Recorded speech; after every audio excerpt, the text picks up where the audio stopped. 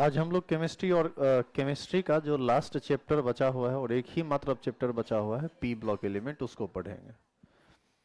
वैसे तो P block element आपको पीडीएफ मिला, देखे ही होंगे आप, वो थोड़ा लंबा चौड़ा टॉपिक है। और दूसरी बात है कि उसका आधा से ज़्यादा बात ऑलरेडी 11th में पढ़ा हुआ है आपका। आप जब एक तरफ से देखिएगा तो वो बात आपको समझ में आएगी। अभी हम बात आज के क्लास में उस सारे चीज़ों पर करेंगे जो हमारे लिए एग्जाम के पॉइंट ऑफ व्यू से इम्पोर्टेंट है। मतलब इतना कि क्वेश्चन एक भी नहीं छोटे पी ब्लॉक से, इतना आज हम लोग क्लास करेंगे। और इसमें कुछ क्वेश्चन याद करने वाला है, कुछ क्वेश्चन समझने वाला है। तो उस सब को ना हम क्वेश्चन के रूप में लिखाते जाएंगे और समझाते जाएंगे। आंसर प्रॉपर लिखाएंगे हम, चूंकि असाइनमेंट में जो है वो अपना अलग है। तो आपको क्या करना है, इस चीज को नोट करना है, आपको लिखना है सभी को। असाइनमेंट लाए हैं फिर भी लिखना है सभी को, ठीक है। कॉपी नहीं लाए हैं क्या? तो कॉपी निकाल लीजिए, लिखना है सभी को। हाँ, क्रैश कोर्स वाला कॉपी में लिखना चाहते हैं तो उसी में लिख लीजिए। नहीं नहीं, क्रैश कोर्स वाले में ही लिख, यदि क्रैश कोर्स वाला कॉपी लाए हैं तो उसी में लिख लो, नहीं तो किसी में लिखो। क्रैश कोर्स वाला लाए हो तो उसी में लिखो, काहे कि क्वेश्चन करवा के ही हम लिखाएंगे उसको, तो बेहतर होगा कि क्रैश कोर्स में ही लिख लो।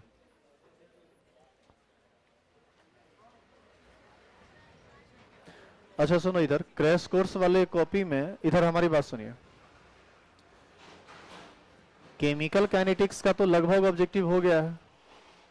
उसमें तुम एक काम करो, यदि उसमें लिखना चाहते हो ना तो 3 पेज छोड़ दो, ठीक है। 3 पेज में थोड़ा बहुत सब्जेक्टिव, एक दो बचा हुआ है सब्जेक्टिव और बाद बाकी ऑब्जेक्टिव हो जाएगा। 3 पेज छोड़ के सीधा हेडिंग डाल दो पी ब्लॉक एलिमेंट। अब बीच में यदि एक आध पेज बच भी जाएगा तो क्या फर्क पड़ता है, रहेगा। चलिए,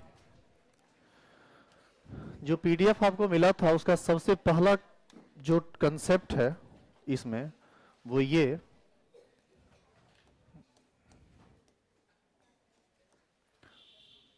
शुरू करें। आपसे एक क्वेश्चन पूछा जाता है कि नाइट्रोजन N2 के रूप में पाया जाता है।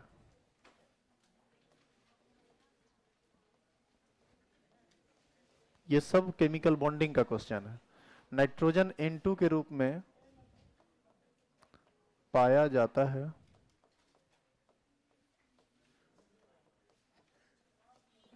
जबकि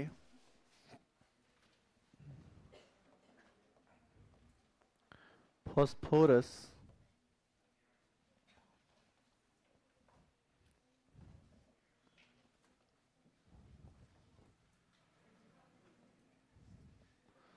फॉस्फोरस P4 के रूप में पाया जाता है।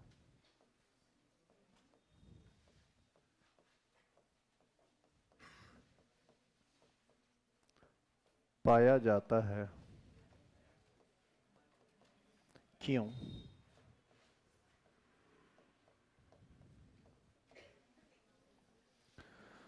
नाइट्रोजन N2 के रूप में पाया जाता है जबकि फॉस्फोरस P4 के रूप में पाया जाता है, क्यों?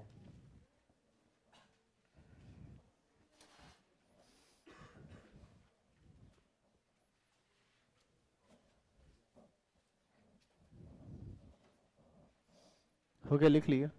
सबसे पहले आप क्वेश्चन को समझेंगे। देखो, नाइट्रोजन का एटॉमिक नंबर होता है 7, कन्फिग्रेशन होता है 2 5। फॉस्फोरस का एटॉमिक नंबर होता है 15, कन्फिग्रेशन होता है 2 8 5। यहां ये भी सच पूछिए तो सॉल्यूशन का ही हिस्सा है। आप एक चीज देखो, दोनों के बाहरी कक्षा में कितना कितना इलेक्ट्रॉन है? 5। ऑक्टेट पूरा करने के लिए इसको भी 3 इलेक्ट्रॉन चाहिए, ऑक्टेट पूरा करने के लिए इसको भी 3 इलेक्ट्रॉन चाहिए। तो ऐसी स्थिति में ये आपसे क्वेश्चन पूछता है कि चूंकि नाइट्रोजन को 3 बॉन्ड पूरा करना चाहिए, इसलिए ये नाइट्रोजन क्या करता है, नाइट्रोजन के साथ ट्रिपल बॉन्ड का फॉर्मेशन कर लेता है। नाइट्रोजन नाइट्रोजन ट्रिपल बॉन्ड बनाएगा तो इसका भी 3 बॉन्ड पूरा हो जाएगा, इसका भी 3 बॉन्ड पूरा हो जाएगा, और ये किस रूप में पाया जाएगा? N2 के रूप में। लेकिन जब यही बात हम फास्फोरस के लिए करते हैं तो फास्फोरस को भी पाया जाना चाहिए किस रूप में? इस रूप में।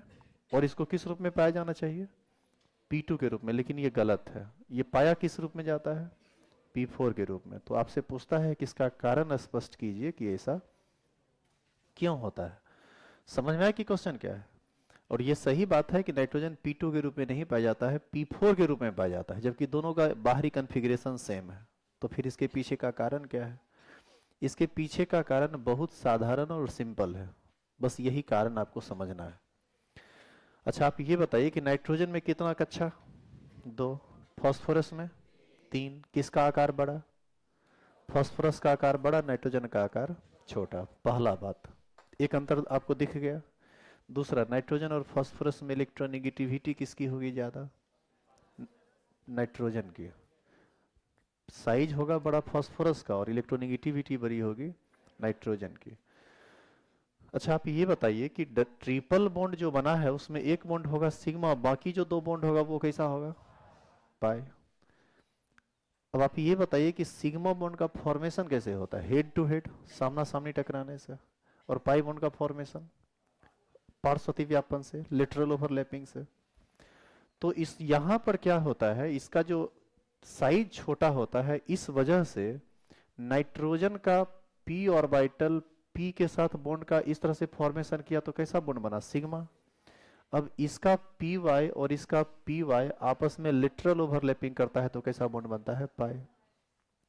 और पी जेड के साथ लिटरल ओवरलैपिंग करता है तो बनता है फिर से एक पाई, यानी टोटल एक सिग्मा और 2 पाई, 3 बॉन्ड बन गया, 3 दूना 6 इलेक्ट्रॉन, एक लोन पेयर के रूप में रहता है तो अष्टक पूरा हो जाता है।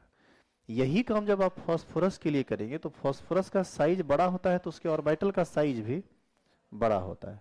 तो होता क्या है कि इसके और इसके बीच का लेंथ बहुत ज्यादा हो जाता है। ऐसी स्थिति में आप जो बॉन्ड यहाँ पर इस तरह से बना रहे थे और वही बॉन्ड जब आप यहाँ बनाने का प्रयास करेंगे तो ये बॉन्ड बन ही नहीं पाएगा। क्यों नहीं बनेगा? क्योंकि साइज बड़ा है, तो डिस्टेंस, साइज बड़ा होने के कारण यह बॉन्ड सिग्मा बॉन्ड थोड़ा दूर रहता है एक दूसरे से। तो ऐसी स्थिति में क्या होता है, और ऊपर से इलेक्ट्रोनेगेटिविटी भी कम है तो ज्यादा खींच भी नहीं पाता है एक दूसरे से। तो ऐसी स्थिति में क्या होता है कि सिग्मा बॉन्ड जो थोड़ा दूर रह गया, इस वजह से ये ऑर्बिटल और ये ऑर्बिटल दूर हो जाता है। इस बीच में इतना ना ज्यादा डिस्टेंस हो जाता है कि इस दोनों की पहुंच एक दूसरे के साथ नहीं हो पाती है और वह पाई बॉन्ड का फॉर्मेशन नहीं कर पाता है। अब बताइए, जब पाई बॉन्ड बना ही नहीं तब तो फास्फोरस फास्फोरस के साथ सिंगल बॉन्ड बना के न रह जाएगा। तो ऐसी स्थिति में नाइट्रोजन नाइट्रोजन के साथ ट्रिपल बॉन्ड बनाया, क्योंकि यह आपस में पाई बॉन्ड का फॉर्मेशन कर सकता है due to smaller size and more electronegativity of nitrogen with respect to phosphorus. जबकि आप फास्फोरस में जाएंगे तो फास्फोरस बनाता जरूर है 3 बॉन्ड, लेकिन वह 3 अलग अलग अभी बताओ सब फास्फोरस कितना बॉन्ड बनाया है? एक एक नहीं, 2 2। कितना बॉन्ड बनाया है? 2 2। अब देखो सभी फास्फोरस अब 3 3 बॉन्ड बना लिया। अब आप बताइए, तो ये फास्फोरस कितने फास्फोरस से जुड़ा हुआ है? 3। एक सिंगल बॉन्ड इधर, एक सिंगल बॉन्ड इस फास्फोरस से और एक सिंगल बॉन्ड इस फास्फोरस से।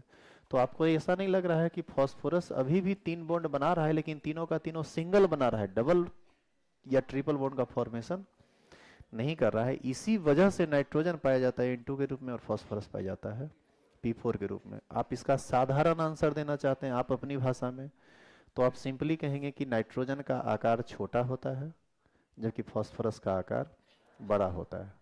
नाइट्रोजन के छोटे आकार के कारण यह आपस में पाई बंधन का निर्माण करता है और ट्रिपल बॉन्ड बना के N2 के रूप में पाया जाता है, जबकि फास्फोरस ट्रिपल या डबल या पाई बॉन्ड का फॉर्मेशन नहीं कर पाता है। इसीलिए एक फास्फोरस 3 अलग अलग फास्फोरस के साथ सिंगल कोवेलेंट बॉन्ड बनाता है, और ऐसी स्थिति में एक फास्फोरस जब 3 के साथ बॉन्ड बनाएगा तो कुल 4 फास्फोरस आपस में मिलेगा, तो फिर वो किस रूप में पाया जाएगा?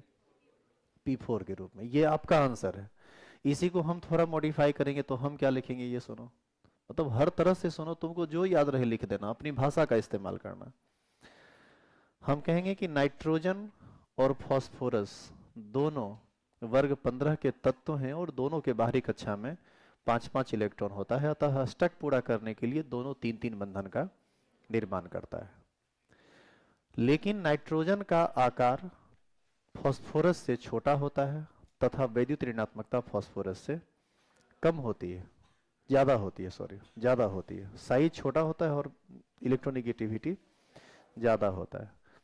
छोटे आकार के कारण नाइट्रोजन के परमाणु के साथ मजबूत पी पाई बंधन का पी पाई मतलब पी आपस में पाई बंधन का निर्माण कर रहा है, तो एक मजबूत पी पाई बंधन का निर्माण करते हैं और आपस में ट्रिपल बॉन्ड का निर्माण करता है, जिसके कारण नाइट्रोजन N2 के रूप में पाया जाता है। जबकि फास्फोरस के बड़े आकार के कारण यह आपस में मजबूत पी पाई बंधन का निर्माण नहीं कर पाता है, इसलिए एक फास्फोरस 3 अलग अलग फास्फोरस के साथ एकल सहसंयोजन बंधन द्वारा जुड़ता है, जहां एक अणु में कुल 4 फास्फोरस जुड़ जाते हैं और इस प्रकार फास्फोरस P4 के रूप में पाया जाता है। तो आपको इतनी सारी बात लिखनी पड़ेगी। अब मोटा मोटी आपको एक कंसेप्ट समझ में आ गया ना कि हम एक्चुअल में कहना क्या चाह रहे हैं। तो ऐसी स्थिति में आपको रटने की जरूरत नहीं पड़ेगी। सच पूछिए तो इसका आंसर आप खुद भी अब मतलब अपनी भाषा में, टूटी फूटी भाषा में ही सही, लेकिन कर सकते हैं। तो इसका ये आंसर है। आ गई बात समझ में? तो अब हम आपके लिए इस चीज को छोड़ेंगे नहीं। अब आप एक काम कीजिए, इसको लिखना शुरू कीजिए।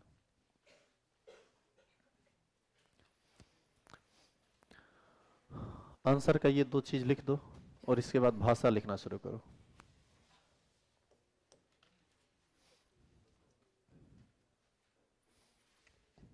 ठीक है, उसका आंसर बहुत प्रॉपर नहीं है, इसीलिए तो इसको फिर से लिखाना पड़ रहा है। जो लिखा रहे हैं उसको लिखिए, अब जो हम कर रहे हैं उसको कीजिए। अब क्लास में कुछ भी जो आप करके आए हैं उसको छोड़ दीजिए। हो गया लिखा हुआ? लिखेंगे, लिखेंगे नाइट्रोजन तथा फास्फोरस भाषा में लिखिए। नाइट्रोजन तथा फास्फोरस दोनों के बाहरी कक्षा में, नाइट्रोजन तथा फास्फोरस दोनों के बाहरी कक्षा में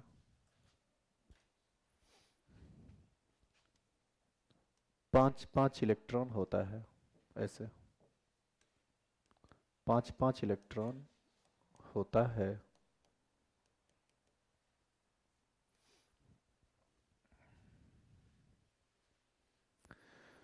दोनों अष्टक पूरा करने के लिए 3 बंधन का निर्माण करता है।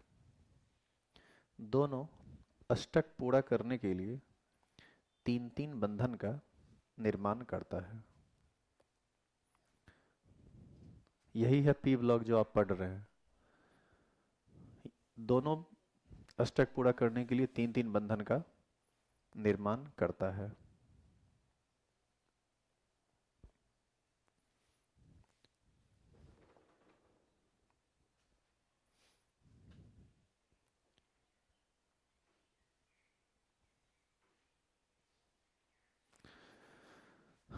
लिखेंगे आगे पैराग्राफ चेंज करके। नाइट्रोजन का आकार फास्फोरस से छोटा होता है। नाइट्रोजन जब भी बोले तो N लिख दिया कीजिए, फास्फोरस जब भी बोले तो P लिख दिया कीजिए। नाइट्रोजन का आकार फास्फोरस से छोटा होता है।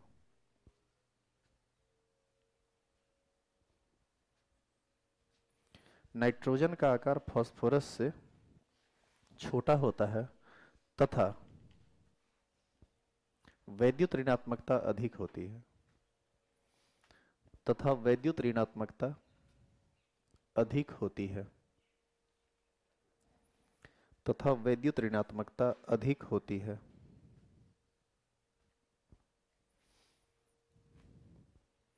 जिसके कारण नाइट्रोजन के परमाणु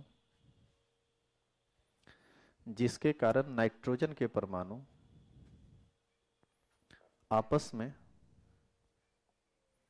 जिसके कारण नाइट्रोजन के परमाणु आपस में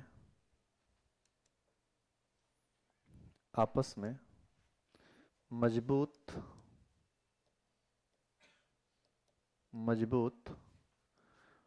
पाई बंधन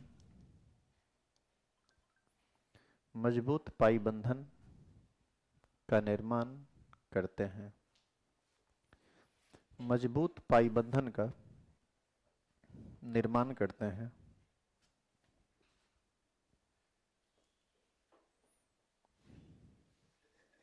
मजबूत पाई बंधन का निर्माण करते हैं तथा एक नाइट्रोजन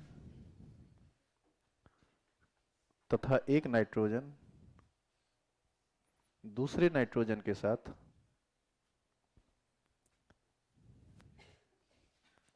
तथा एक नाइट्रोजन दूसरे नाइट्रोजन परमाणु के साथ सॉरी एक नाइट्रोजन दूसरे नाइट्रोजन परमाणु के साथ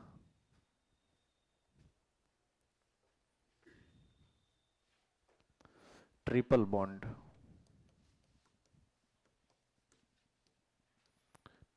बॉन्ड त्रिक सहसंयोजन बंधन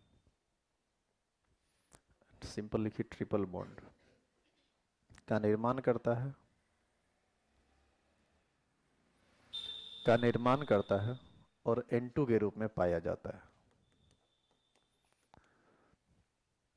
और N2 के रूप में पाया जाता है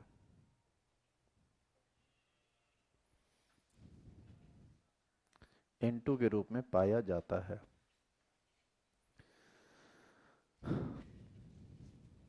पैराग्राफ चेंज करके लिखिए जबकि फास्फोरस के बड़े आकार के कारण जबकि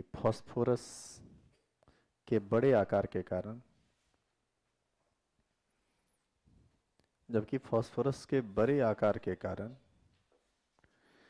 यह आपस में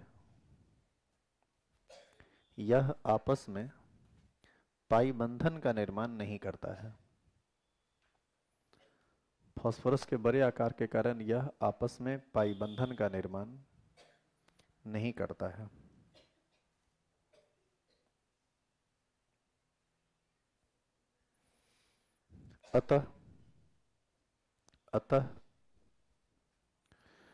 अतः एक फास्फोरस परमाणु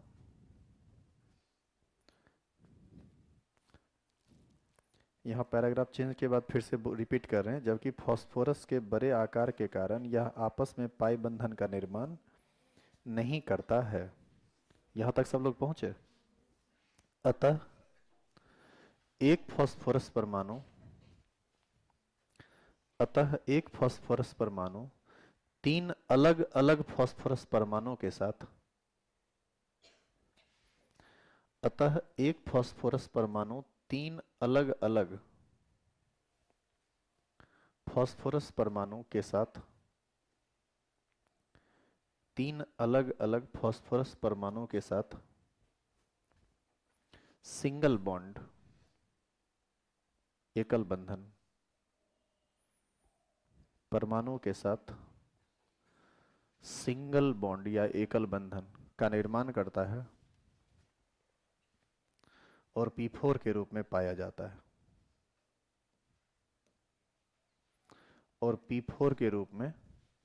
पाया जाता है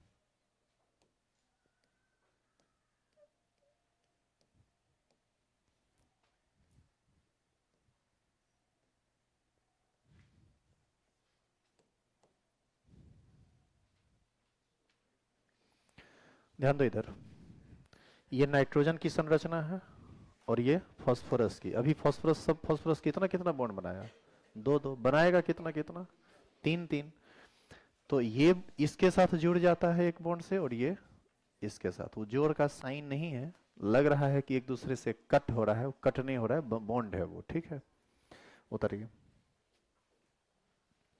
मतलब ये दोनों को लिख के दोनों नीचे में दोनों को लिख के दोनों का फोटो बना दो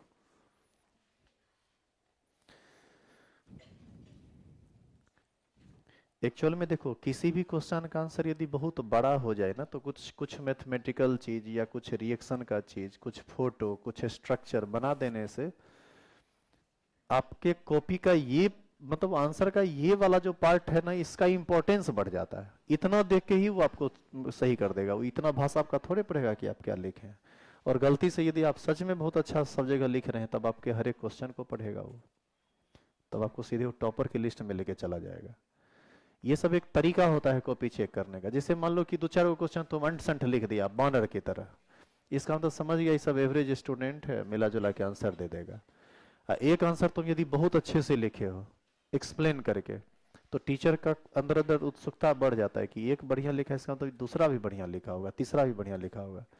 तीन चार को यदि ढंग से लिख दिया तो धड़ाधड़ चेक मार ले चल जाएगा। कहीं कहीं डाउट होगा तो छोड़ देखेगा, नहीं तो सीधे चेक मार देगा, पूरा नंबर आपको तब देगा। मतलब ये साइकोलॉजी होती है चेक करने वालों की, चूंकि हम भी उसी में आते हैं, तो हम क्या सोचते हैं तुम्हारे कॉपी को लेकर, यह बहुत इंपॉर्टेंट है तुमको जानना। हो गया, लिख लिए? तो ये था पहला क्वेश्चन। अब लिखिए दूसरा क्वेश्चन। ये था क्वेश्चन नंबर 1। लिखेंगे क्वेश्चन नंबर 2। पहले सुनिए क्वेश्चन नंबर 2 है क्या। सुनो, लिख लो तो, नाइट्रोजन सिर्फ NCl3 का निर्माण करता है।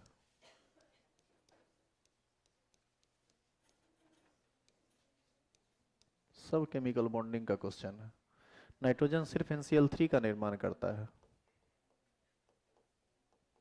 जबकि फास्फोरस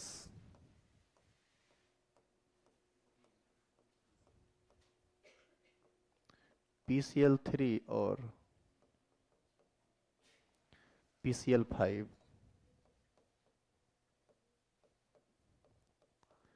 दोनों का निर्माण करता है।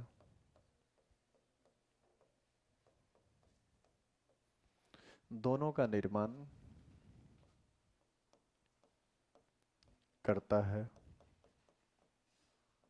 क्यों? नाइट्रोजन सिर्फ NCl3 का निर्माण करता है, जबकि फास्फोरस PCl3 और PCl5 दोनों का निर्माण करता है, क्यों? क्वेश्चन पर एक बार फिर से विचार करेंगे आप। नाइट्रोजन NCl3 बनाता है, नाइट्रोजन Cl के साथ 3 सिंगल कोवेलेंट बॉन्ड द्वारा जुड़ता है, जहां पर नाइट्रोजन पर एक क्या होता है, लोन पेयर। फास्फोरस जो है ये 3 Cl को भी आपस में जोड़ता है, जहां पर ये बिल्कुल NCl3 के जैसा है, जबकि यही फास्फोरस कुल 5 क्लोरीन को भी आपस में जोड़कर PCl5 का निर्माण करता है। इसमें अलग बात देखो ये है कि नाइट्रोजन के बाहरी कक्षा में भी 5 इलेक्ट्रॉन होता है, फास्फोरस के बाहरी कक्षा में भी 5 इलेक्ट्रॉन है। तो जिस तरह से ये 5 बंधन का निर्माण किया, वो भी तो निर्माण कर सकता था। इसके पास भी तो 2 इलेक्ट्रॉन है, लेकिन ये इस काम को नहीं करता है। यदि आप NCl5 बनाते हैं तो ये गलत है और ये सही है। तो यही आपसे क्वेश्चन करता है कि ये PCl3 भी ठीक है, PCl5 भी ठीक, तो फिर NCl3 और NCl5 क्यों नहीं ठीक, जबकि दोनों के बाहरी कक्षा में 5-5 इलेक्ट्रॉन है। उम्मीद करते हैं इसका कुछ टूटा फूटा आंसर आप दे सकते हैं। क्या रीजन हो सकता है इसका? कितने लोग ऐसे हैं जो इसका कारण बता सकते हैं? इसका कारण भी सिंपल है। देखो इधर, नाइट्रोजन द्वितीय आवर्त का तत्व है। नाइट्रोजन के पास खाली डी कक्षक नहीं होता है, यह कभी भी अष्टक नियम को तोड़ता नहीं है, जबकि फास्फोरस के पास खाली डी कक्षक होता है। भूमिज अवस्था में यह 3 बंधन बनाता है और एक्साइटेड स्टेट उत्तेजित अवस्था में यह 5 बंधन का निर्माण करता है। उत्तेजित अवस्था का मतलब इलेक्ट्रॉन पी से निकलकर डी में चला गया हो, अयुग्मित हो गया हो, जो युग्मित इलेक्ट्रॉन है वो अयुग्मित हो गया हो, और ये तभी संभव है जब डी कक्षक खाली हो, क्योंकि इलेक्ट्रॉन हमेशा कक्षक में जाता है। चलिए हम कन्फिग्रेशन लेके आपको इस बात को समझाते हैं। देखो, नाइट्रोजन का एटॉमिक नंबर होता है 7, कन्फिग्रेशन होता है 1s2, सीधे लिख देते हैं हीलियम 2s2 2p3। हम यहां पर चाह के भी 2d0 नहीं लिख सकते। क्यों नहीं लिख सकते? इसलिए नहीं लिख सकते क्योंकि दूसरा कक्षा में डी होता नहीं है। पहला में एस, दूसरा में एस और पी, तीसरा में एस पी और डी। तो यहां पर 2d0 लिखना गलत होगा। लेकिन यदि हम फास्फोरस की बात करें जिसका एटॉमिक नंबर 15 होता है, इसका कन्फिग्रेशन होता है नियॉन 3s2 3s2 3p3 और 3d0। यहां पर हम 2d0 लिखते तो ये गलत था, जबकि ये सही है। अब देखो ऐसा करने से होगा क्या कि s में 2 इलेक्ट्रॉन, समझना इधर, p में कितना इलेक्ट्रॉन, 3, और 3 का 3 अनपेयर्ड है, तो बताओ कोवैलेंसी कितनी होगी, कोवैलेंसी 3 होगा। यहां पर s में है इलेक्ट्रॉन 2, p में इलेक्ट्रॉन है 3, और d में इलेक्ट्रॉन अभी है नहीं, लेकिन d का ऑर्बिटल है जो कि तीसरा कक्षा है, इसी को हम लोग कहते हैं वैकेंट d ऑर्बिटल। तो अभी इसकी कोवैलेंसी कितनी होगी, अभी इसकी कोवैलेंसी होगी 3, क्योंकि अनपेयर्ड इलेक्ट्रॉन की संख्या ही कोवैलेंसी है। तो अभी ये 3, तो बताइए इस स्थिति में ये किसका निर्माण करेगा, PCl3 का। लेकिन जैसे ही थोड़ा और एनर्जी को ये गेन करे तो ये s से इलेक्ट्रॉन को रिलीज करके पहुंचा देगा कहाँ, d में। ये है ग्राउंड स्टेट कॉन्फ़िगरेशन। ऐसा करने पर अब क्या होगा सो देखो, s में हो जाएगा कितना इलेक्ट्रॉन, 1, p में तो 3 ऑलरेडी था ही, और अब एक इलेक्ट्रॉन किस में चला गया, d में। अब बताइए ये तो एक्साइटेड स्टेट हुआ ना, उत्तेजित अवस्था, एक्साइटेड स्टेट। इसमें अब अनपेयर्ड इलेक्ट्रॉन कितना हो गया, 5। इसमें ये किस चीज का निर्माण करेगा, PCl5 का। तो जो काम हम यहां किए वो काम वहां क्यों नहीं हो पाया, क्योंकि D नहीं है उसमें, इसमें D है। तो इसका जो जवाब होगा वो इसको साथ में लिखते हुए होगा। और सच पूछिए तो इतना लिख के नीचे में कुछ लिख देगा ना, आपको पूरा नंबर दे देगा। कुछ होगा मतलब गाली लिख देंगे और पता चल गया तब तो खैर अलगे बात है, अलग लेवल होगा। मतलब भाषा आपकी थोड़ी सही भी नहीं हो और ये चीज सही हो तो समझिए कि पूरा नंबर आपको मिलेगा, कहीं नंबर कटने का कोई गुंजाइश ही नहीं है, क्योंकि आप बिल्कुल परफेक्ट आंसर दिए। इसके अलावा कोई दूसरा कारण इसका है ही नहीं। तो आपको सबसे पहले आंसर के पार्ट में ये बनाना चाहिए, लिखिए फटाफट। हाँ तुरंत निकलिए, जिसको क्लास से जाना हो बोलना और नहीं है, सीधे निकल जाना है, चलते रहिए। हाँ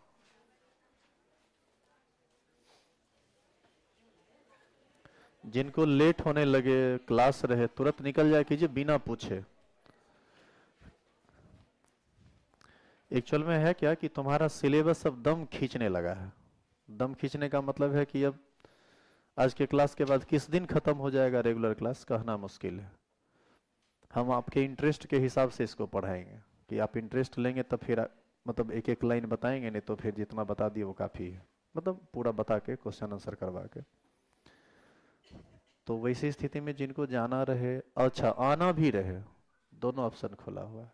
जब मन हो जाइए, जब मन हो आइए, एकदम स्वतंत्र विचार से विचरण कीजिए।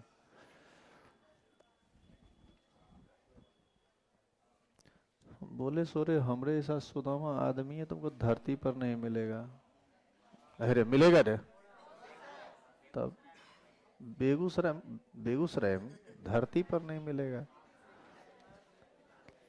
नहीं देखो खतरनाक बोल रहा है हमको।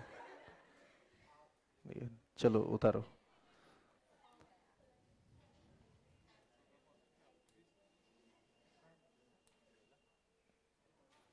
ये लिखा,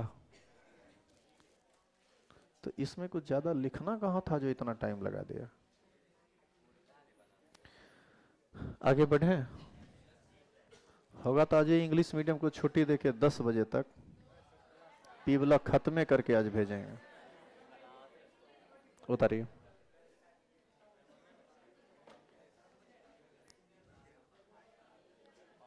लिखो जल्दी लिखो।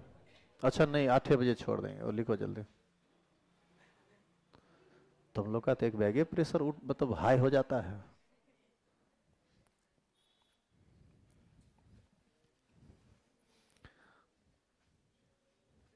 हमको याद है हम 2011 या 12 में एक बार पढ़ रहे थे वहाँ पटना में क्लास, पढ़ा नहीं रहे थे, पढ़ रहे थे तुम्हारी तरह।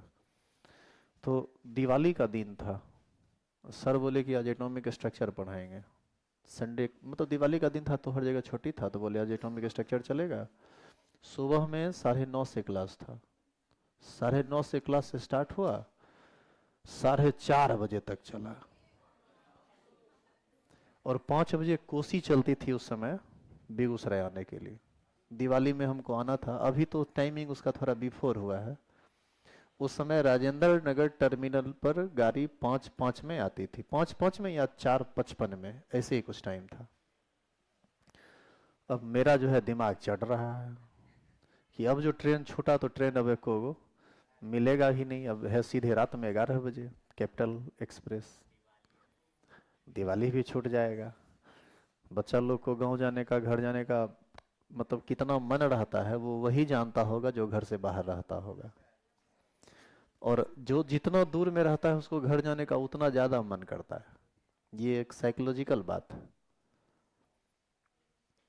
4:30 बजे तक छुट्टी नहीं दी, कई बार टाला गया छुट्टी को, लेकिन छुट्टी नहीं दी। थोड़ा ही पढ़ लो, थोड़ा ही पढ़ लो, थोड़ा ही पढ़ लो। 4:35 जैसे ही हुआ, किताब कॉपी हम लिए चले। तो वहां पर गार्ड रहता है, गार्ड रोका, बोले साइड होइए, निकलना है, अब जाना है।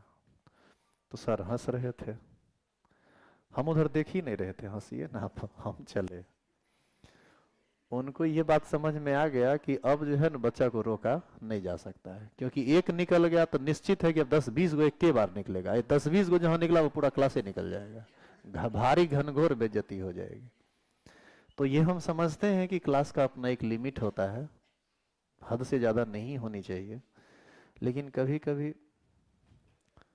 हो जाता है, अलग बात है।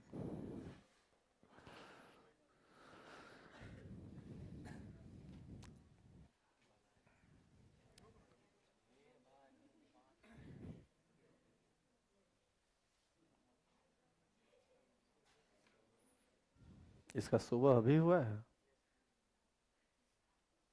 देखो दीदी का मुंह कैसे देख रही है, देखो देखो देखो देखो।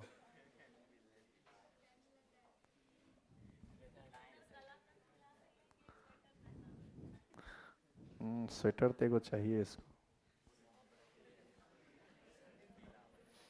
हो गया ये, आगे लिखाना शुरू करें।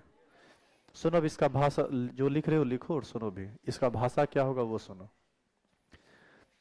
हम यहाँ पर लिखेंगे कि फिर से कि नाइट्रोजन और फास्फोरस दोनों परमाणु के बाहरी कक्षा में 5 इलेक्ट्रॉन होते हैं।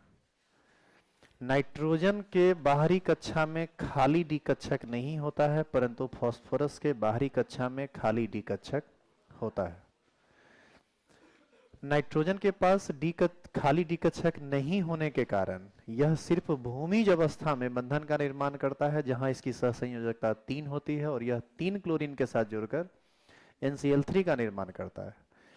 जबकि भूमिज अवस्था में फास्फोरस 3 क्लोरीन के साथ जुड़ता है, और उत्तेजित अवस्था में फास्फोरस 5 क्लोरीन के साथ जुड़ता है, क्योंकि भूमिज अवस्था में सहसंयोजकता 3 और उत्तेजित अवस्था में सहसंयोजकता 5 होती है, जिसके कारण यह NCl3 और NCl5 दोनों का, सॉरी सॉरी सॉरी सॉरी, जिसके कारण यह PCl3 और PCl5 दोनों का निर्माण करता है। आई बात भाषा समझ में? अब देखो इस भाषा में जो हम बोले हैं लाइन बाय लाइन हम जब लिखाएंगे तो हो सकता है फिर बात बदल जाए, लेकिन कंसेप्ट वही रहेगा कि एक में खाली डी कक्षक है और एक में खाली डी कक्षक नहीं है। डी कक्षक होने की वजह से ही PCl3 PCl5 दोनों बनता है, और खाली डी कक्षक नहीं होने की वजह से ही नाइट्रोजन सिर्फ NCl3 बनाता है, जबकि NCl5 नहीं बनाता है। तो एक स्टूडेंट के रूप में यदि हम तुम्हारी जगह होते तो हम बस इसी बात को खाली पकड़ते कि नाइट्रोजन में खाली डी कक्षक नहीं होता है, फास्फोरस में खाली डी कक्षक होता है। बाद बाकी मिर्च मसाला तो अपने हिसाब से आप लगा ही सकते हैं। किसी को लहसुन पसंद नहीं है, किसी को आदि पसंद नहीं है, तो जिसको जो पसंद है वही डाल दो। और नहीं तो पसंद है लेकिन अवेलेबल नहीं है, तो अवेलेबल नहीं है तो छोड़ देंगे। लेकिन जो मोटा मोटी है मिर्च मसाला तेल पाउडर ये सब तो देंगे ना रे, तो वो लिखना पड़ता है। ये सब मिर्चे मसाला हुआ इसका, कि ये सब हुआ डेकोरेट करना आंसर को। चलिए नीचे लिखना शुरू कीजिए इसका आंसर। लिखेंगे, आप यकीन मानिए कि आप जो भाषा अब लिख रहे हैं ना उसकी कोई जरूरत है ही नहीं, उस सब बात आप लिख चुके हैं। मतलब आप जो भाषा लिखेंगे वो पढ़ने वाला नहीं है आपका आंसर वो, लेकिन आपका जिम्मेदारी यहाँ खत्म नहीं हो जाता है कि बना दिए बस बात खत्म। भाषा में आपको लिखना भी पड़ेगा। लिखो, कुछ चीजें औपचारिकताओं के लिए होती है। लिखेंगे नाइट्रोजन के पास खाली डी कक्षक नहीं होता है। नाइट्रोजन के पास खाली डी कक्षक नहीं होता है, जबकि फास्फोरस के पास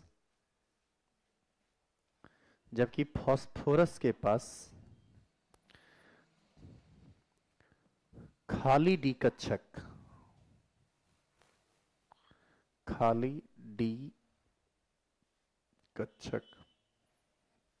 होता है, जबकि फास्फोरस के पास खाली डी कक्षक होता है।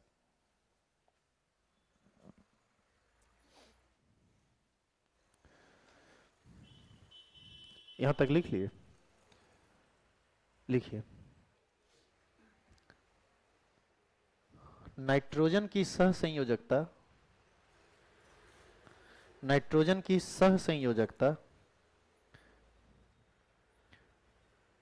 3 होती है। नाइट्रोजन की सहसंयोजकता 3 होती है और यह सिर्फ भूमिज अवस्था ग्राउंड स्टेट भूमिज अवस्था में 3 क्लोरीन के साथ जुड़कर 3 क्लोरीन के साथ जुड़कर 3 क्लोरीन के साथ जुड़कर सिर्फ NCl3 का निर्माण करता है। सिर्फ NCl3 का निर्माण करता है। सिर्फ NCl3 का निर्माण करता है।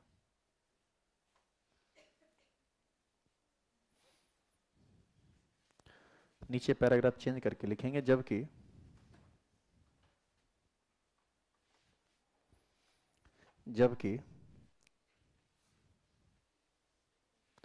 फास्फोरस परमाणु के पास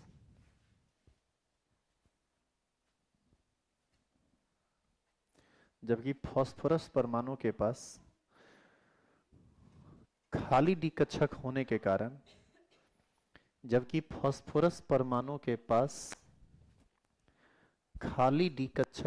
कारण खाली डी कक्षक होने के कारण भूमिज अवस्था ग्राउंड स्टेट भूमिज अवस्था में इसकी सहसंयोजकता 3 भूमिज अवस्था में इसकी सहसंयोजकता 3 तथा उत्तेजित अवस्था में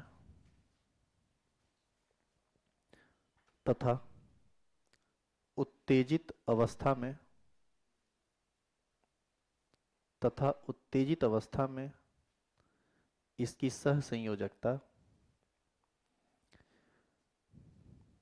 उत्तेजित अवस्था में इसकी सहसंयोजकता 5 होती है।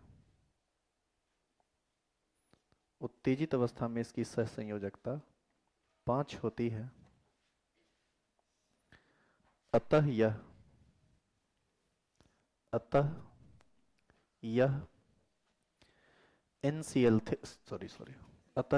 PCl3 तथा PCl5 दोनों का निर्माण करता है।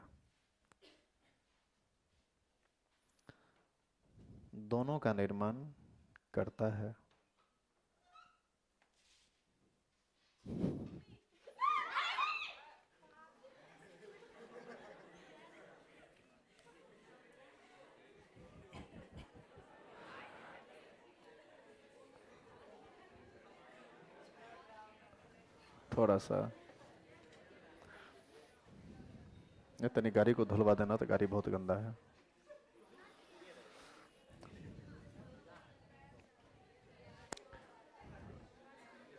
इस सब को तो बड़का बात नहीं है, इस सब के लिए रेडी रहिए आप। हाँ, हम देख रहे थे, हम आराम से देख रहे थे।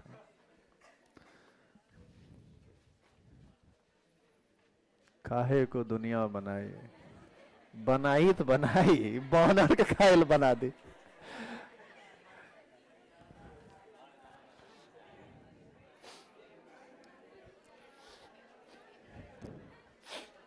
चलो सुनो, अब इधर देखो,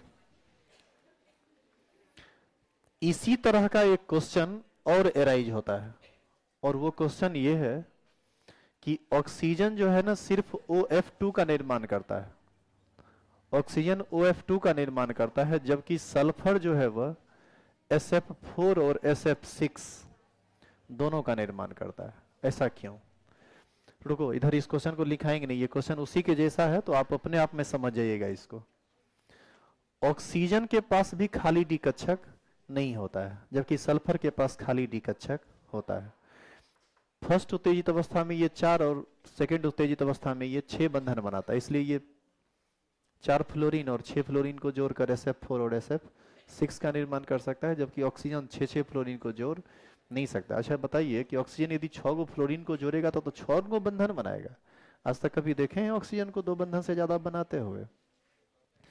तो ऑक्सीजन कभी भी अष्टक नियम, देखो द्वितीय वर्ग का कोई भी तत्व, द्वितीय वर्ग नहीं सॉरी, द्वितीय आवर्त का कोई भी तत्व अपने बाहरी कक्षा में 8 से ज्यादा इलेक्ट्रॉन नहीं रख सकता है।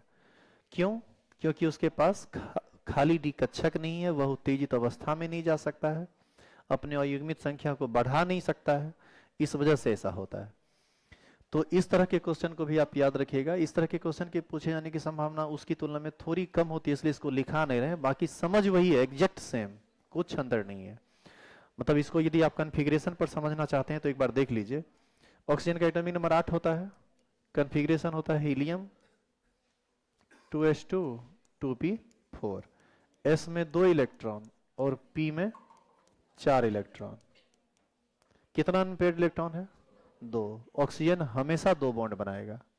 अब आ जाइए सल्फर पर, इसका एटॉमिक नंबर होता है 16, कन्फिग्रेशन होगा हीलियम के बाद नियॉन, ये होगा 3s2 3p4 और 3d0।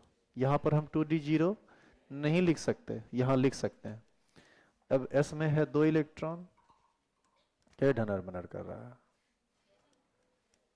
यहां पर कितना इलेक्ट्रॉन? 4, और d पूरा का पूरा खाली है। अब ध्यान दो, इधर भूमिज अवस्था में ये भी 2 बंधन बनाया, ये भी 2 बनाएगा, क्योंकि कितना इलेक्ट्रॉन अयुग्मित है? 2। तो ये हुआ भूमिज अवस्था, मतलब नॉर्मल कन्फिग्रेशन। थोड़ा सा एनर्जी देंगे तो सबसे पहले ये जो पेयर्ड इलेक्ट्रॉन है अनपेयर्ड होगा, यहां से उठ के कहां जाएगा बताओ? डी में। तो एक इलेक्ट्रॉन ये ऑलरेडी अनपेयर्ड है, ये जो पेयर में था अनपेयर्ड होगा, तो ये अकेला यहाँ बच जाएगा और इसका एक इलेक्ट्रॉन यहाँ जाएगा, तो 2 गुना अनपेयर्ड हो जाएगा। तो कितना इलेक्ट्रॉन अनपेयर्ड हो गया? 4।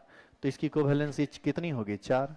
यदि थोड़ा और एनर्जी दे दिया जाए तो ये यहां से उछल के फिर डी में चला जाएगा, और इस स्थिति में एक इलेक्ट्रॉन यहाँ बच जाएगा, एक इलेक्ट्रॉन फिर यहाँ आ जाएगा, फिर 2 इलेक्ट्रॉन अनपेयर्ड हो जाएगा, तो ये हो जाएगा 4। हाँ ठीक है, तो 2 पहले से था और 4 अयुग्मित हुआ उत्तेजित होकर। तो ऐसी स्थिति में कुल कितना बंधन बना लिया? 2, 4 और 6। तो सुनिए, पहचान लिया है,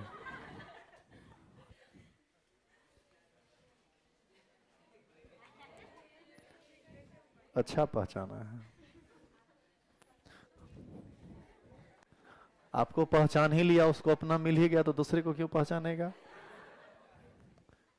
देखो, तो सल्फर 2, 4, 6 तीनों का निर्माण कर सकता है, जबकि ऑक्सीजन सिर्फ 2 का निर्माण कर सकता है। अब बताओ, ऑक्सीजन तो सिर्फ OF2 बनाएगा, OF2 बनाएगा, सल्फर यदि F के साथ जुड़े तो SF2 बनाएगा, जनरली इसका फॉर्मेशन नहीं होता है, लेकिन वो SF4 और SF6 दोनों का निर्माण कर सकता है। तो यदि आपसे ये क्वेश्चन पूछा जाए कि ऑक्सीजन फ्लोरीन के साथ OF2 बनाता है, जबकि सल्फर SF4 और SF6 का भी निर्माण करता है, क्यों? तो सेम एग्जैक्ट सेम आंसर होगा, क्योंकि ऑक्सीजन के पास खाली डी कक्षक नहीं होता है, यह अष्टक नियम को तोड़ता नहीं है।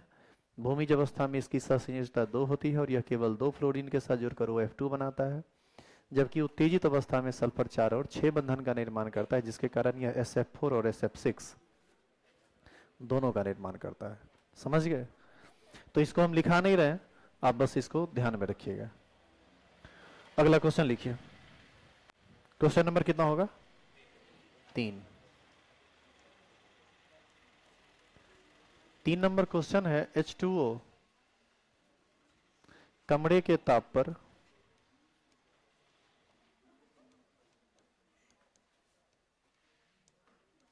द्रव अवस्था में पाया जाता है। द्रव अवस्था में पाया जाता है। ये आप देखे होंगे पीडीएफ में, जहां तक जितना बात बता रहे हैं सब टकराया होगा। जबकि H2S गैस अवस्था में क्यों?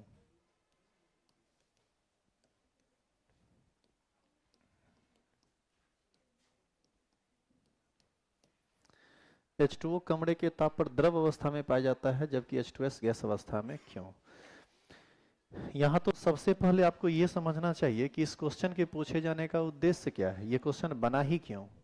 तो सुनिए, ऑक्सीजन और सल्फर ये दोनों एक ही वर्ग का तत्व है।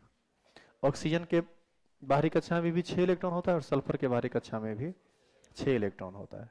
हाइड्रोजन के साथ यह भूमिज अवस्था में 2 बंधन का निर्माण करके ये बना देता है H2O को, और ये बना देता है H2S को, क्योंकि दोनों 2 बंधन बना सकता है, बना लिया। लेकिन ये पाया जाता है द्रव में और ये पाया जाता है गैस में। पूछता है इसका क्या कारण है? तो इसका कारण बहुत सिंपल और साधारण है।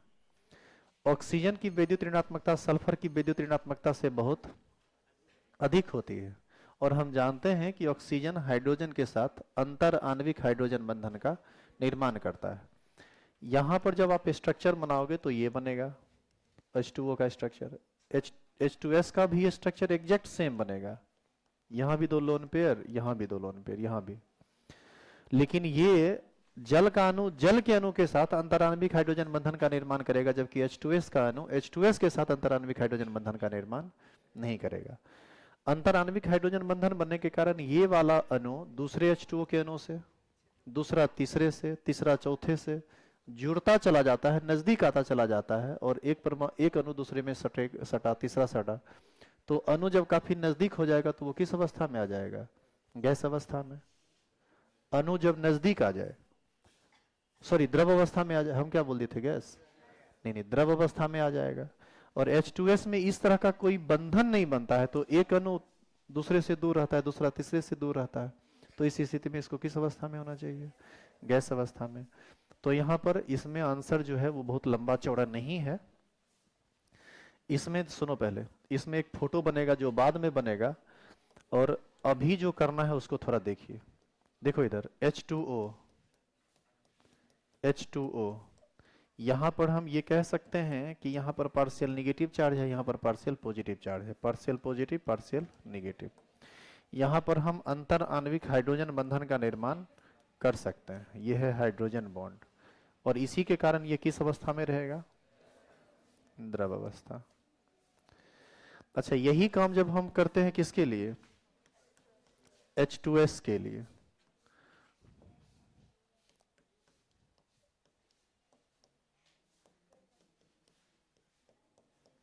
यहां पर यदि हम इस तरह का बंधन बनाते हैं तो ये गलत है, यहां पर हाइड्रोजन बंधन नहीं बनेगा, तो ये अलग रहेगा, ये अलग रहेगा, किस अवस्था में जाएगा?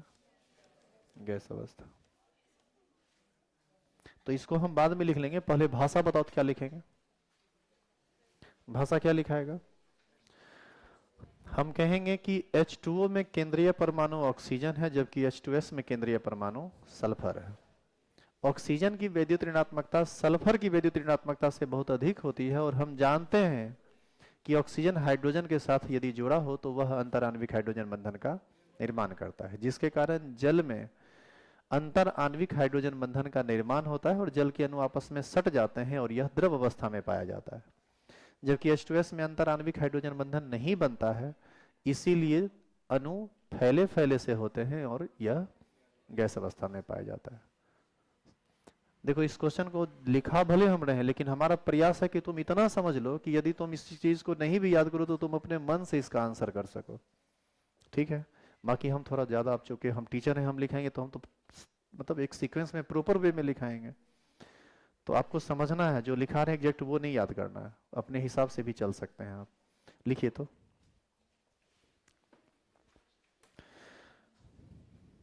लिखेंगे।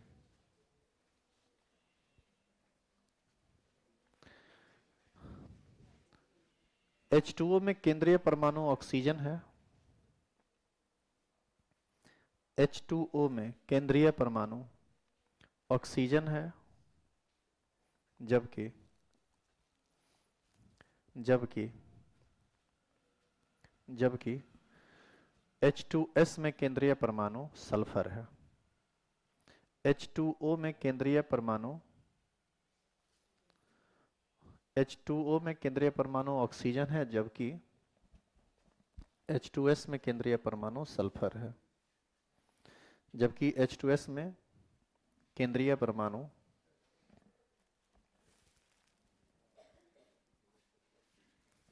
सल्फर है। सल्फर है।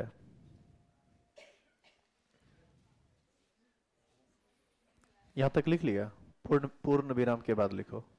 ऑक्सीजन की वैद्युत ऋणात्मकता सल्फर से बहुत अधिक होता है। पूर्ण विराम के बाद लिखना है, ऑक्सीजन की वैद्युत ऋणात्मकता, ऑक्सीजन की वैद्युत ऋणात्मकता सल्फर से बहुत अधिक होता है। सल्फर से बहुत अधिक होता है। सल्फर से बहुत अधिक होता है, जिसके कारण जिसके कारण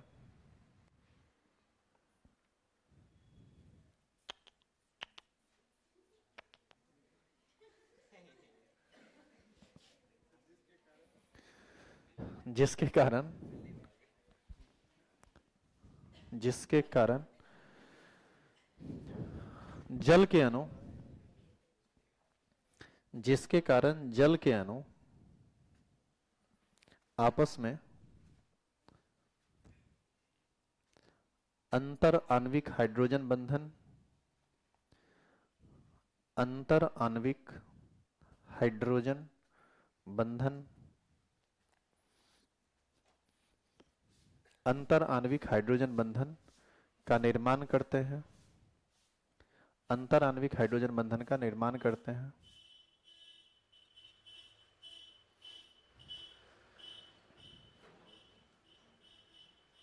तथा द्रव अवस्था में पाए जाते हैं। तथा द्रव अवस्था में पाए जाते हैं।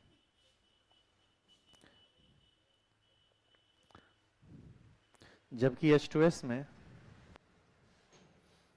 जबकि H2S में हाइड्रोजन बंधन का निर्माण नहीं होता है। जबकि H2S में हाइड्रोजन बंधन का निर्माण नहीं होता है।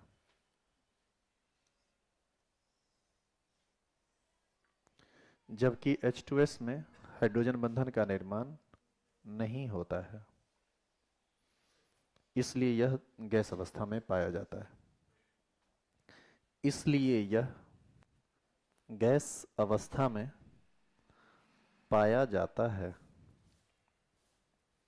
इसलिए यह गैस अवस्था में पाया जाता है। बुझने नहीं आता है रे? कल के डेट में तुमको जो मछली बेचना पड़ गया, तब कोई औरत इतना साहस कर रही है कि वो अपना परिवार चलाने के लिए मछली बेचकर चला रही है, और आप उस पर हंस रहे हैं। कैसा संस्कार है आपका? फोटो बनाइए दोनों। ये सब गंदा आदत है, ये सब नहीं होना चाहिए।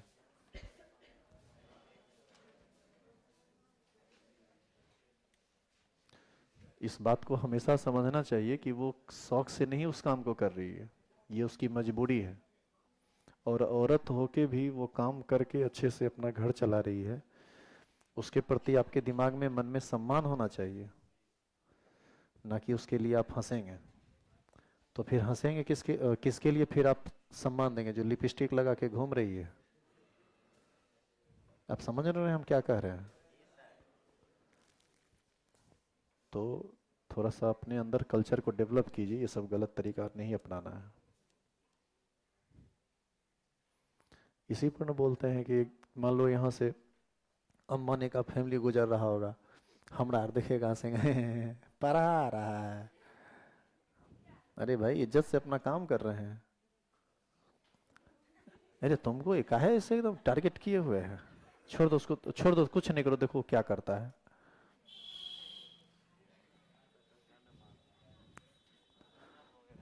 अब मुंह तनी तनी मिलता है।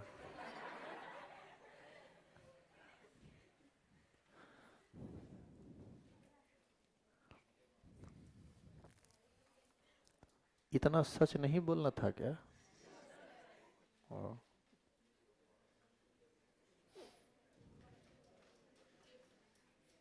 कब के बिछड़े हुए हम आज कहाँ आके मिले।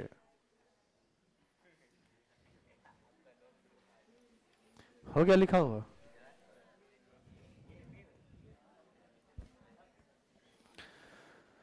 यहाँ तक पहुंच चुके हैं अपना।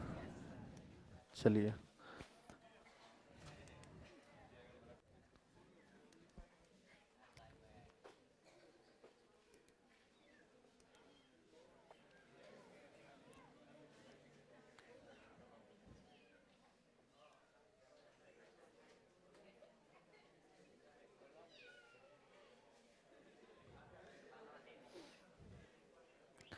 सुना इधर रे।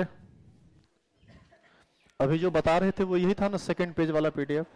अब जो जो इंपॉर्टेंट है पहले हम वो कर दे रहे हैं, फिर हम एक तरफ से कर देंगे, टेंशन मत लेना कि ऐसे छोड़ के चले जाएंगे।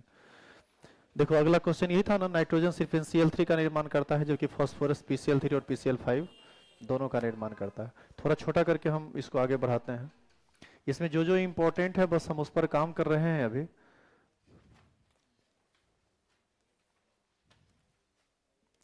क्वेश्चन लिखिए, अगला क्वेश्चन लिखिए। तो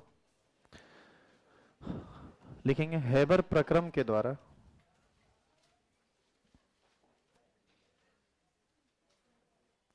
हैबर प्रक्रम के द्वारा अमोनिया का निर्माण कैसे होता है। हैबर प्रक्रम के द्वारा अमोनिया का निर्माण कैसे होता है। बोर्ड पर लिखा हुआ है हैबर प्रक्रम। हैबर प्रक्रम के द्वारा अमोनिया का निर्माण कैसे होता है। ये सब क्वेश्चन पूछता है, ये सब एग्जैक्ट वही क्वेश्चन करा रहे हैं जो पूछता है पी ब्लॉक से, टू दी पॉइंट बिल्कुल काम चल रहा है। हैबर प्रक्रम के द्वारा अमोनिया का निर्माण कैसे होता है, सुनिए। इसका एक साधारण विधि है ये।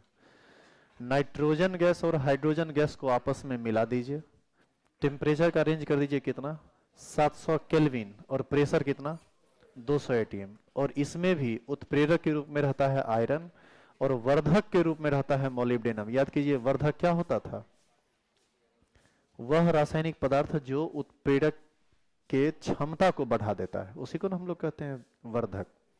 तो किसका निर्माण होता है, अमोनिया का। लिखेंगे, आंसर लिखिए। 700 केल्विन ताप, हाँ यही लिखना है। 700 केल्विन ताप, बोर्ड पर लिखा हुआ है। 700 केल्विन ताप तथा, हम तुमको ये सारा क्वेश्चन आंसर इसलिए लिखा रहे हैं ना कि जब तुम पी ब्लॉक का रिवीजन करो तो पूरा पीडीएफ मत देखना, इसको देखना। और इसमें क्या है कि वही सब क्वेश्चन है जो तुमको आएगा, और दूसरी बात है कि ये सब लाइन बाय लाइन समझा हुआ रहेगा तुमको। कुछ लोग हैं जो पी ब्लॉक का रेगुलर क्लास नहीं भी करते हैं, तो नहीं भी करो तो फर्क नहीं पड़ता है इससे। अब जितना करा रहे हैं उतना करो पहले। 700 केल्विन ताप तथा 200 एटीएम दाब पर जब, उतार लो ना सीधा, पूरा उतारो। 700 केल्विन ताप तथा 200 एटीएम दाब पर जब नाइट्रोजन तथा हाइड्रोजन को 1:3 के अनुपात में मिलाया जाता है तो, तथा एफ उत्प्रेरक और मोलिब्डेनम वर्धक की उपस्थिति में विक्रिया कराया जाता है तो अमोनियम का निर्माण होता है। हाँ ठीक है लिखा हुआ। अरे हम बस पढ़ रहे थे कि ठीक लिखा हुआ है कि नहीं, ठीक है।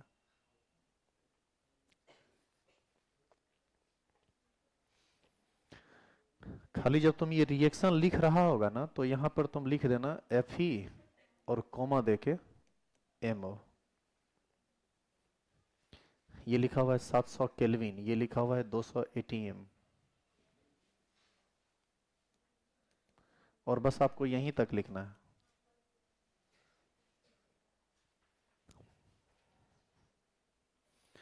और बाकी पीडीएफ के एक एक लाइन को पढ़िए, आपको अपने से भी समझ में आ जाएगा क्या है ये। बाकी चीज़ें या तो रटने वाली है या साधारण चीज़ है, जो कंसेप्चुअल है वो सब हम बता देते हैं।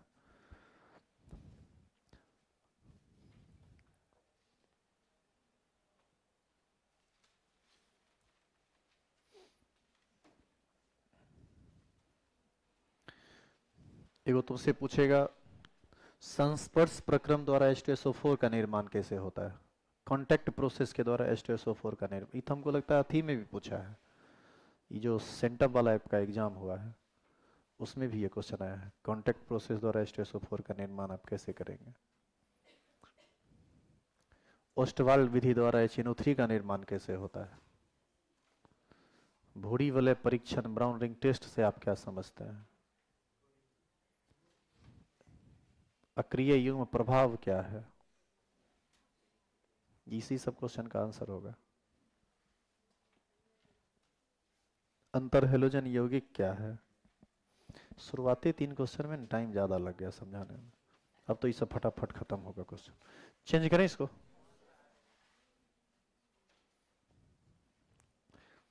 अब देखो यहाँ पर जैसे लिखा हुआ है अमोनिया के गुण, अब हम इसमें तुमको क्या बोलेंगे, तो अपने पढ़ने का चीज़ है, यह रंगीन होता है, यह रंगहीन होता है, पानी में काफ़ी घुलनशील होता है, अंतराण्विक हाइड्रोजन बंधन के कारण अमोनिया आसानी से, तो ये सब अपने से पढ़ने का चीज़ है, लेकिन हम पढ़ेंगे तो हमें लाइन बाय लाइन और देखेंगे इसको, लेकिन अभी आप लिखो इसको।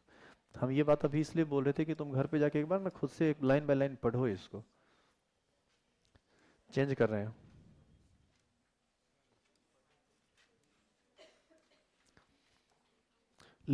लिखेंगे ओस्टवाल्ड विधि द्वारा, यहाँ लिखो, देखो लिखा हुआ है, ओस्टवाल्ड विधि द्वारा HNO3 का निर्माण कैसे होता है? ओस्टवाल्ड विधि द्वारा अमोनिया का निर्माण कैसे होता है? अमोनिया का नहीं, सॉरी, HNO3 का, गलती बोल दी। ओस्टवाल्ड विधि द्वारा HNO3 का निर्माण कैसे होता है? इसी क्वेश्चन को एक और तरीके से पूछता है, आपसे पूछेगा NH3 से आप अमोनिया का निर्माण कैसे करेंगे?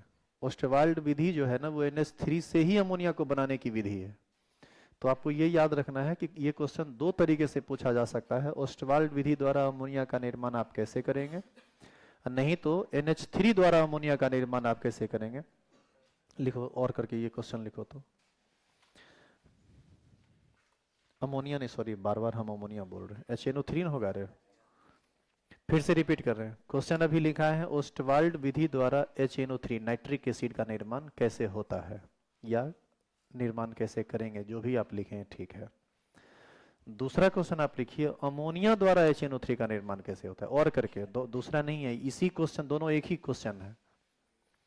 ओस्टवाल्ड विधि द्वारा HNO3 का निर्माण कैसे होता है, और करके लिखिए NH3 द्वारा, वही बात हुआ, अमोनिया द्वारा या NH3 द्वारा HNO3 का निर्माण आप कैसे करेंगे, एक ही बात हुआ। NH3 द्वारा या अमोनिया द्वारा एक ही बात हुआ। अमोनिया द्वारा HNO3 का निर्माण कैसे होता है? क्वेश्चन लिखे, यहां देखिए, यहाँ पर हेडिंग लिखा हुआ है HNO3 का उत्पादन। HNO3 का उत्पादन बड़े पैमाने पर ओस्टवाल्ड विधि द्वारा किया जाता है। यह विधि वायु द्वारा अमोनिया के ऑक्सीकरण पर आधारित है। वायु द्वारा अमोनिया के ऑक्सीकरण का मतलब होता है कि वायु में जो ऑक्सीजन उपस्थित है उसके साथ अमोनिया का रिएक्शन होगा। ये 3 स्टेप का रिएक्शन है। NH3 ऑक्सीजन के साथ रिएक्शन करके क्या बनाता है, NO। यह NO दोबारा फिर से ऑक्सीजन के साथ रिएक्शन करके क्या बनाता है, NO2। और यही NO2 जल में मिलाने पर क्या बनता है, HNO3। और बस इतना ही बात है, इतना ही बात है, लेकिन इसको हम थोड़ा तरीके से लिखेंगे, ठीक है। आंसर लिखिए तो, अब थ्योरी में लिखा हुआ है तो थोड़ा शॉर्टली लिखा हुआ है, आंसर जब करेंगे तो परफेक्टली लिखेंगे। उस हम्म? नहीं नहीं, लिक्विड ऑक्सीजन, लिक्विड H2O। लिखिए तो क्वेश्चन,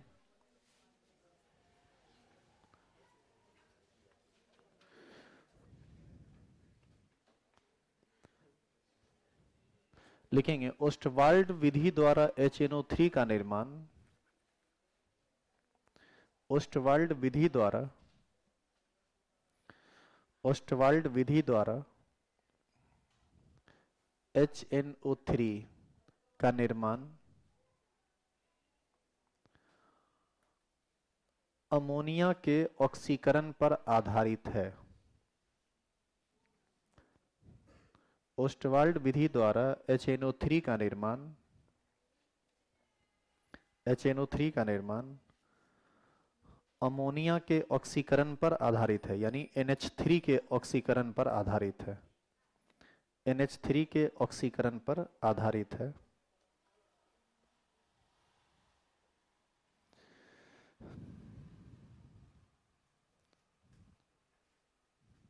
पर आधारित है।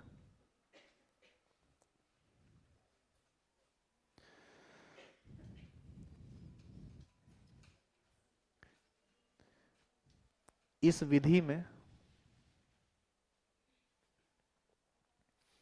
इस विधि में तीन अलग अलग पदों में, तीन अलग अलग पदों में अभिक्रिया होती है, तीन अलग अलग पदों में अभिक्रिया होती है तथा HNO3 का निर्माण होता है,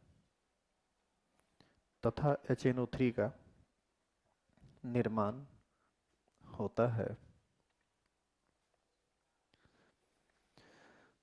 लिखेंगे स्टेप 1।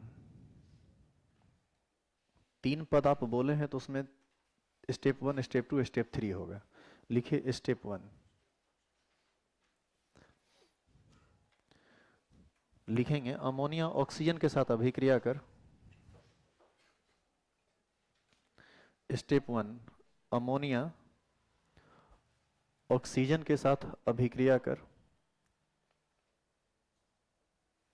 NO का निर्माण करता है। यहां लिखा हुआ है NO का निर्माण करता है। अब आप इस रिएक्शन को लिखिए तो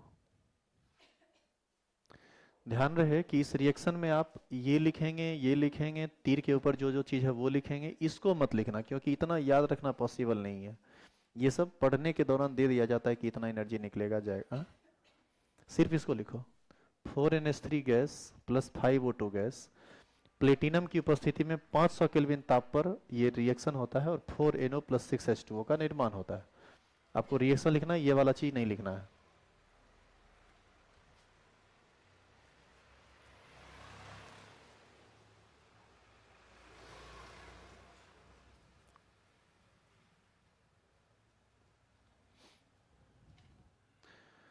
स्टेप 2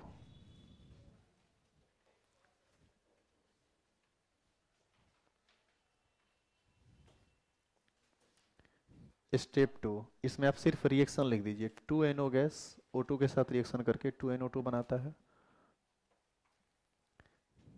स्टेप 2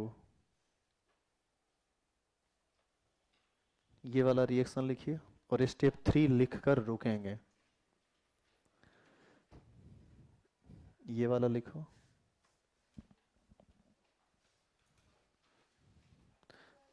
नहीं स्टेप 3 लिख के रुकिए। स्टेप 3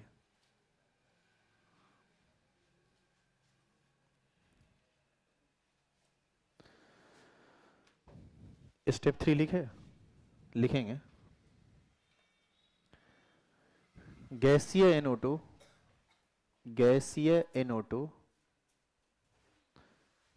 द्रवीय H2O के साथ मिलकर या द्रव H2O के साथ मिलकर गैसीय NO2 द्रव H2O के साथ मिलकर जलीय HNO3 का निर्माण करता है। जलीय HNO3 का निर्माण करता है। जलीय HNO3 का निर्माण करता है। जलीय HNO3 का निर्माण करता है। रिएक्शन लिखिए नीचे वाला ये ये नीचे वाला टोटल बात।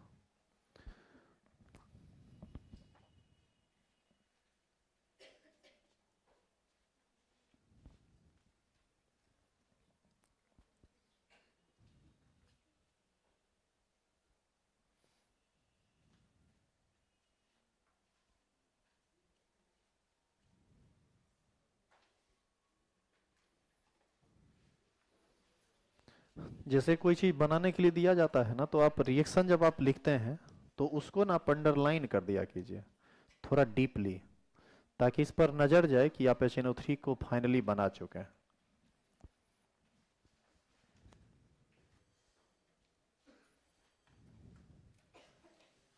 हो गया लिखा हुआ यहां तक?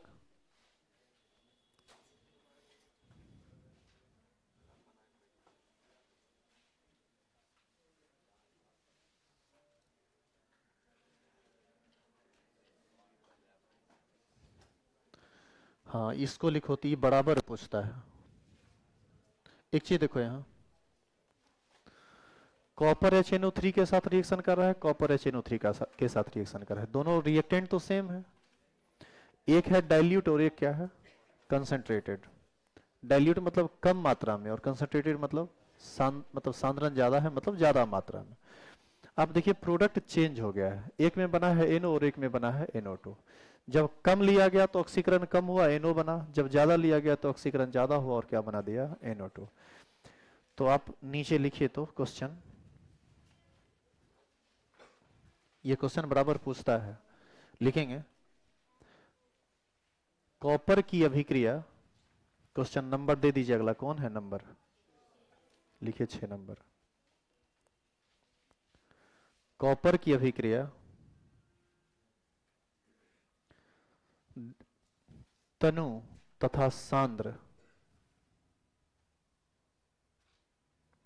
कॉपर की अभिक्रिया तनु तथा सांद्र HNO3 के साथ लिखें। कॉपर की अभिक्रिया तनु तथा सांद्र HNO3 के साथ लिखें। तनु को ही इंग्लिश में हम बोलते हैं डाइल्यूट, और सांद्र को ही इंग्लिश में हम बोलते हैं कंसंट्रेटेड। दोनों रिएक्शन आंसर में लिख दीजिए।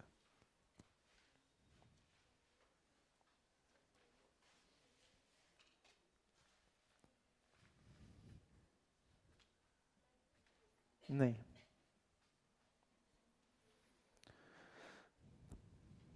कॉपर नाइट्रेट H2O दोनों में बनता है, बस एक प्रोडक्ट में अंतर है, डाइल्यूट रहेगा तो NO और कंसंट्रेटेड रहेगा तो NO2।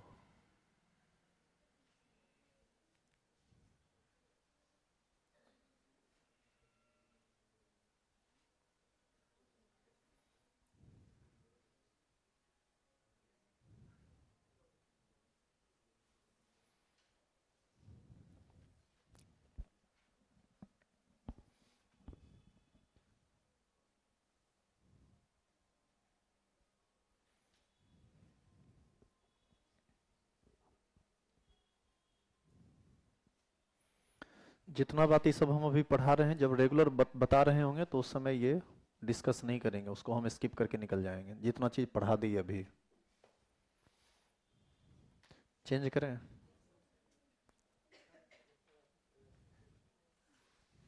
कह सकते हैं। लिखेंगे भूरी वाले परीक्षण से आप क्या समझते हैं, अगला क्वेश्चन यहां बोर्ड पर लिखा हुआ है, भूरी वाले परीक्षण, ब्राउन रिंग टेस्ट। भूरी वाले परीक्षण से आप क्या समझते हैं? अभी जो चीज चल रहा है ना, वो जस्ट लाइक क्रैश कोर्स ही है, और हम इसको इसलिए ऐसा पढ़ा रहे हैं, देखो इसका रीजन क्या है बता देते हैं तुमको, ऐसे हम लाइन बाय लाइन पढ़ा देते। रीजन ये है कि बहुत सारे लोग ऐसे हैं ना जो पी ब्लॉक में उब जाते हैं, वो लाइन बाय लाइन हम पढ़ेंगे तो तुम बोर हो जाएगा, और जो जो इंपॉर्टेंट चीज है उसको करा देते हैं, उसके बाद यदि तुम क्लास करो या नहीं करो उससे कोई फर्क ही नहीं पड़ेगा एग्जाम पर। इसीलिए पहले हम इसको इस तरह से करा देते हैं, और अब क्रैश कोर्स में तो थोड़े इसको कराएंगे हम,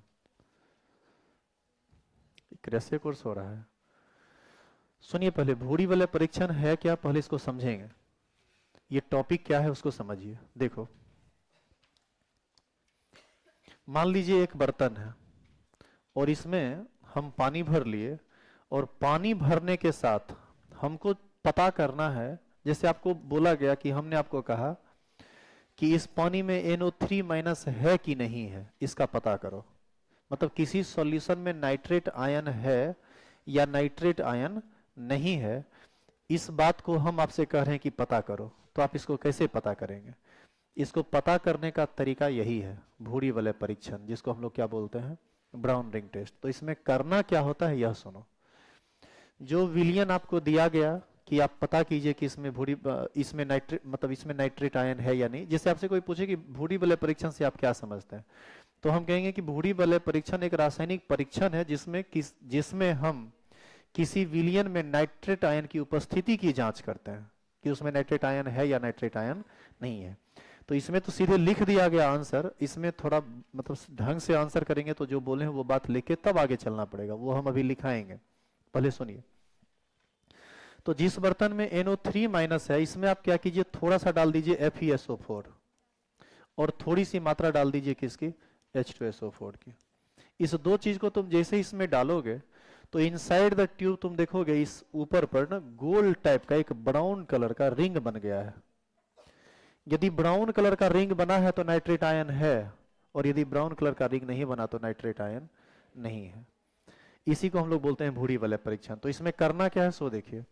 जब स्वच्छ FeSO4 विलियन को, स्वच्छ FeSO4 विलियन, जैसे इस बर्तन में क्या है सो बताइए, इस बर्तन में NO3 मतलब मान लो कि नाइट्रेट आयन है इसमें, तो आपको क्या करना है, जब स्वच्छ FeSO4 विलियन को, यानी एक बर्तन में पानी लीजिए, उसमें FeSO4 को डालिए, FeSO4 बढ़िया से मिल जाएगा। अब कंप्यूटर ओवर पर चढ़ेगा,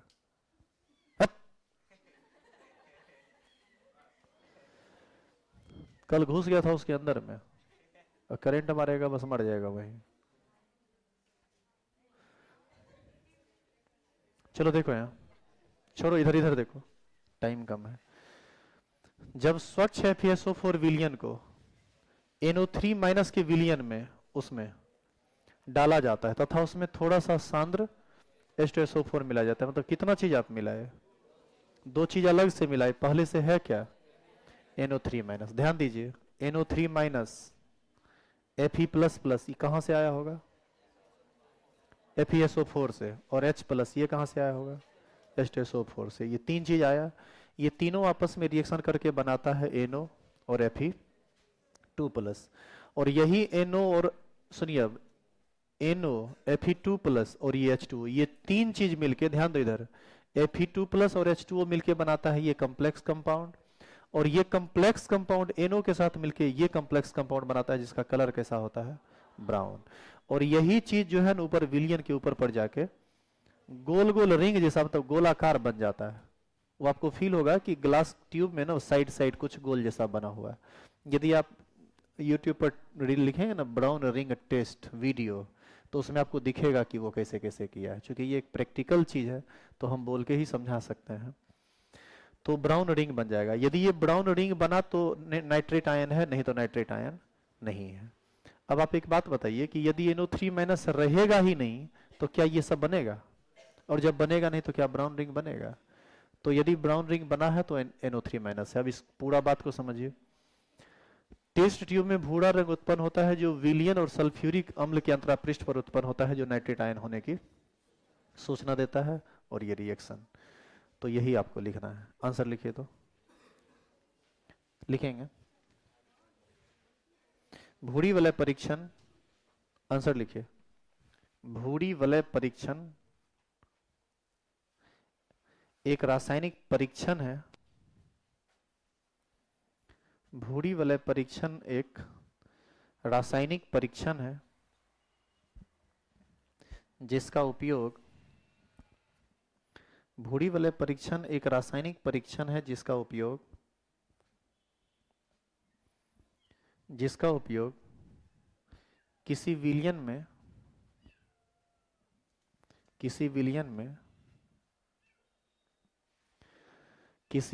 में नाइट NO3 माइनस आयन,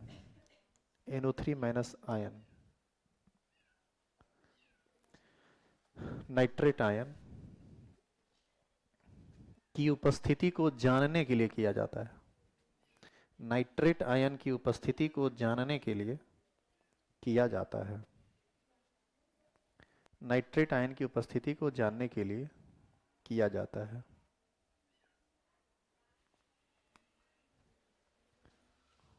बस देख लो इसको बहादुर को,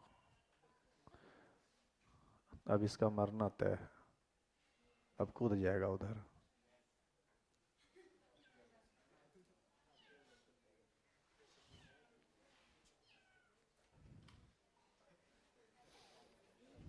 यहां तक लिख लिया, पैराग्राफ चेंज करके अब इसको लिखो तो।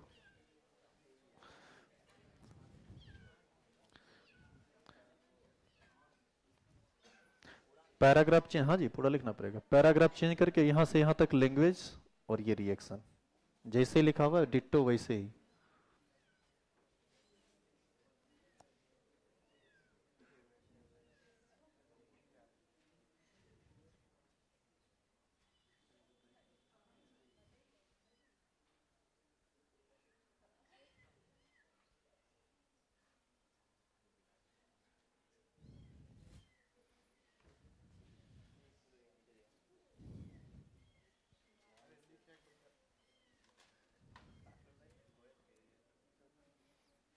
तुम लोग को चाहिए कि कुछ खाने पीने के लिए लाएं इसके लिए, तो नहीं, खाली उसका बिल्ली को देखेंगे कि इधर छरप रहा है उधर चट्टा को देख लो कितना होशियारी कर रहा है, हड्डी तोड़ देंगे। निकलो निकलो यहाँ से।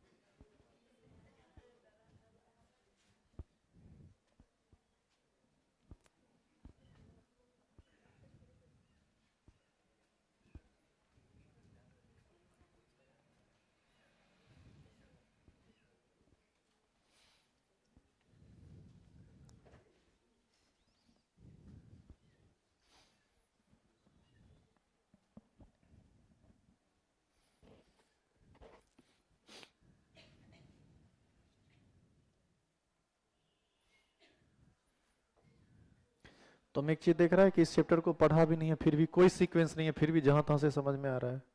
इनऑर्गेनिक का चैप्टर है, इसका पीछे से कोई ज्यादा लेना देना नहीं है। जहां से पढ़ना शुरू करेंगे वहीं से समझ में आ जाएगा। सीक्वेंस को भी हम लोग पढ़ेंगे, लेकिन पहले हम लोग जो इंपॉर्टेंट चीज है उसको कर लेते हैं। क्या है कि ये तय है कि जब हम एक लाइन से पढ़ाने लगेंगे तो तुम बोर होगा, इसीलिए जो इंटरेस्टिंग चीज है उसको पहले कर लो। फिर पढ़ने का तो 20 पेज का होगा, एक के दिन पढ़ देंगे, क्योंकि समझाने वाला बात तो ऑलरेडी खत्म रहेगा सब। अगला संडे को ये चैप्टर खत्म। हटाएं इसको, चेंज करें।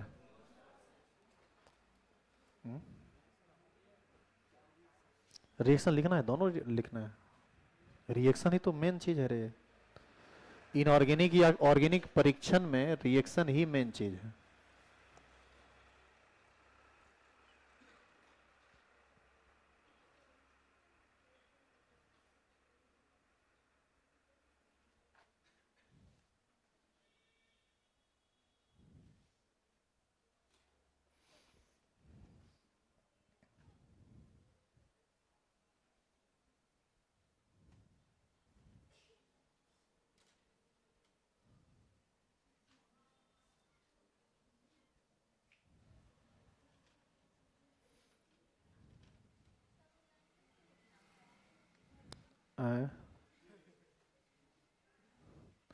तो आप ये दोनों लिख के बैठे हुए हैं, बहुत सुंदर, अति सुंदर। अब इस रिएक्शन के बाद इस लैंग्वेज को लिखिए। बोले थे पैराग्राफ चेंज करके लैंग्वेज लिखना है, रिएक्शन लिखना है, मतलब ध्यान बिल्ली पर आता है।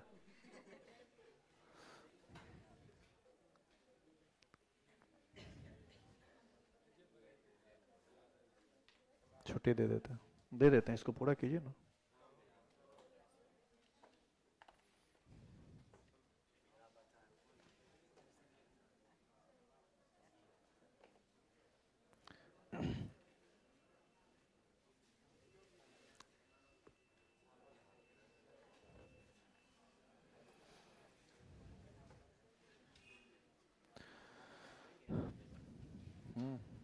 असाइनमेंट लेते जाना अभी, जब छुट्टी होगा तो। अभी रुक जाओ 1 मिनट।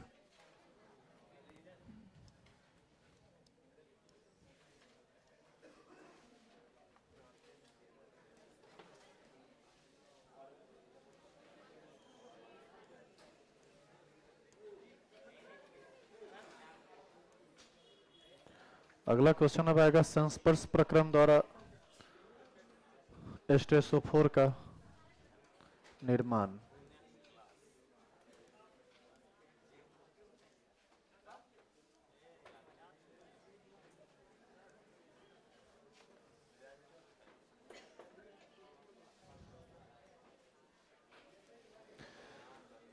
चलिए हेडिंग अगला क्वेश्चन लिखिए तो। क्वेश्चन खाली लिखना है, बंद काहे कर लिया। क्वेश्चन लिखो।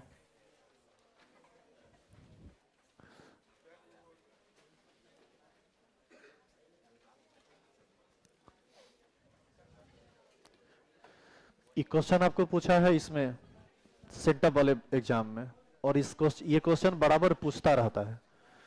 लिखेंगे संस्पर्श प्रक्रम द्वारा, संस्पर्श प्रक्रम, इसको इंग्लिश में कांटेक्ट प्रोसेस बोलते हैं। ये भी लिख लेना, कभी कभी कांटेक्ट और लिख देता है। संस्पर्श प्रक्रम कांटेक्ट प्रोसेस द्वारा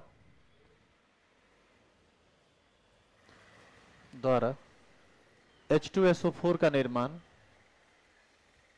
H2SO4 का निर्माण कैसे किया जाता है।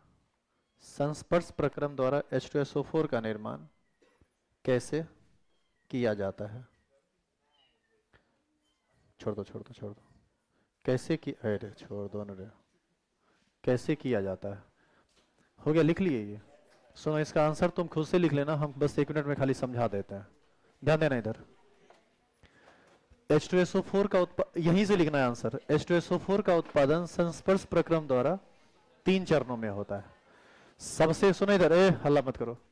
सबसे पहला चरण होता है सल्फर को जलाकर या FeS2 को जलाकर सल्फर डाइऑक्साइड गैस का निर्माण करना।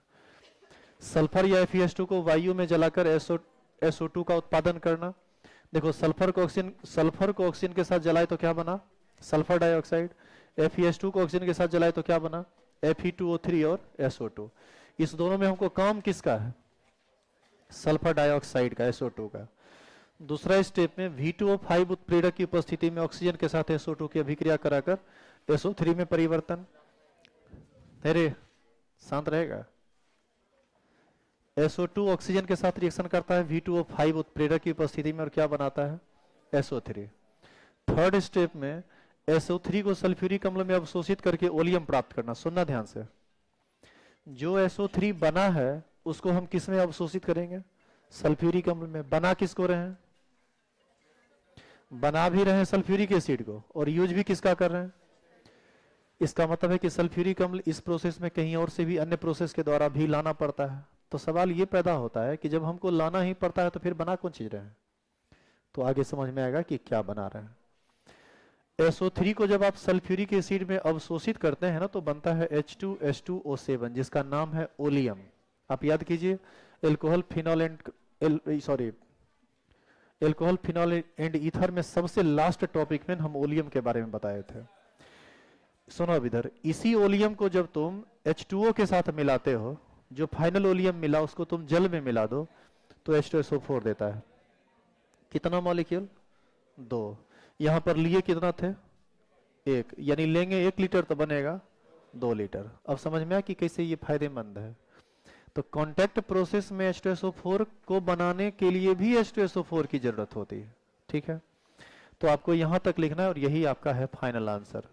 तो आप एक काम करना, इसको लिख लेना, कहोगे तो हम इसका फोटो खींच के भेज देंगे ग्रुप में, और नहीं तो PDF ऑलरेडी है, PDF में खोज सकते हो।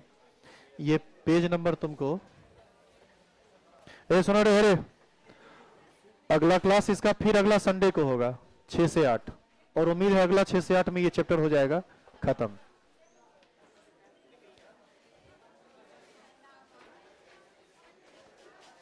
पेज नंबर 17 में ये क्वेश्चन है, देख लेना और इसको लिख लेना, ये नहीं कि छोड़ देना।